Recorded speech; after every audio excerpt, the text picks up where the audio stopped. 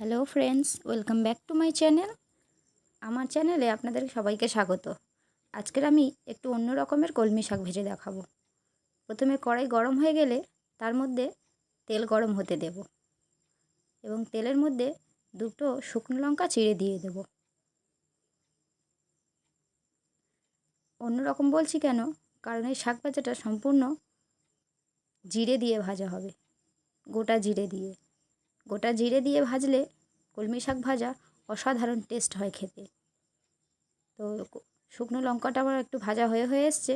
এর মধ্যে আমি গোটা জিরে হাফ চা চামচ মতন তেলের মধ্যে দিয়ে দেবো, দিয়ে একটু হালকা করে ভেজে নেব।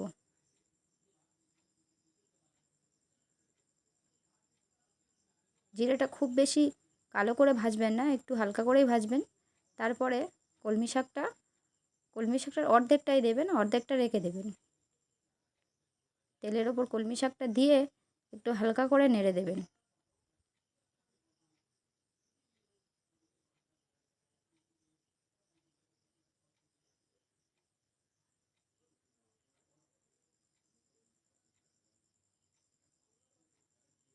এবারে বাকি শাকটা আস্তে আস্তে ওই শাকের ওপরে দিয়ে দেবেন, দিয়ে আরও একবার নেড়ে দেবেন। শাকটাকে কোনো রকমভাবে ঢাকা দেওয়ার চেষ্টা করবেন না, কারণ এমনিতেই শাকে জলের পরিমাণ অনেকটা বেশি থাকে এবং ঢেকে দিলে অনেকটা জল উঠতে পারে। তাই শাকটাকে খোলা অবস্থায় ভাজবেন।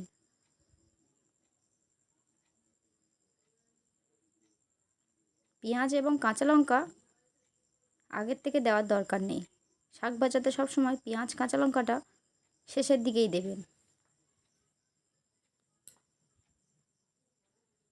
দেখতেই পাচ্ছেন আমার শাক বেশ অনেকটা কমে গেছে এবং জলও অনেকটা ছেড়ে দিয়েছে।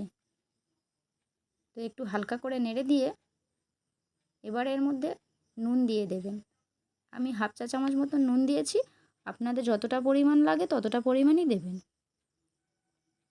নুন দেওয়ার পরে হালকা করে নেড়ে দেবেন, যাতে বাকি যে জলটুকু শাকের মধ্যে থাকে সেটুকুনিও বেরিয়ে যায়।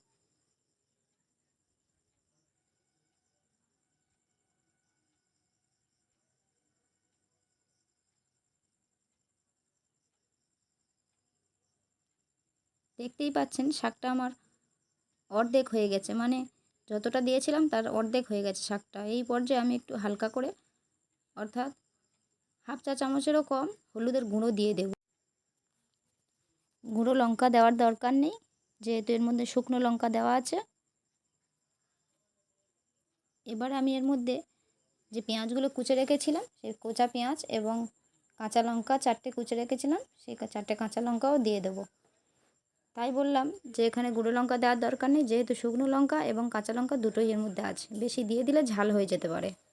রান্নার এরকম ছোট ছোট ভিডিও দেখতে আমার চ্যানেলটিকে অবশ্যই সাবস্ক্রাইব করবেন। আমার রান্নার চ্যানেলের মধ্যে এরকম রান্নার ছোট ছোট শর্ট ভিডিও প্রচুর পরিমাণে দেওয়া আছে, আপনারা চাইলে গিয়ে আমার চ্যানেলটাকে দেখতে পারেন। তো আমার শাক 4 ভাগের 1 ভাগ হয়ে গেছে, মানে ভাজা হয়ে এসছে। এই সময় আমি একটু হালকা কাঁচা সরষের তেল দিয়ে দিলাম, যাতে শাকটা খেতে খুব টেস্ট হবে। তো আমার শাক ভাজা সম্পূর্ণ তৈরি। আমি এবার এটা পরিবেশন করার জন্য নামিয়ে নেব। তো আমার রান্নাটা ভালো লেগে থাকলে আমার চ্যানেলটি অবশ্যই লাইক, কমেন্ট, শেয়ার এবং অবশ্যই করে সাবস্ক্রাইব করবেন।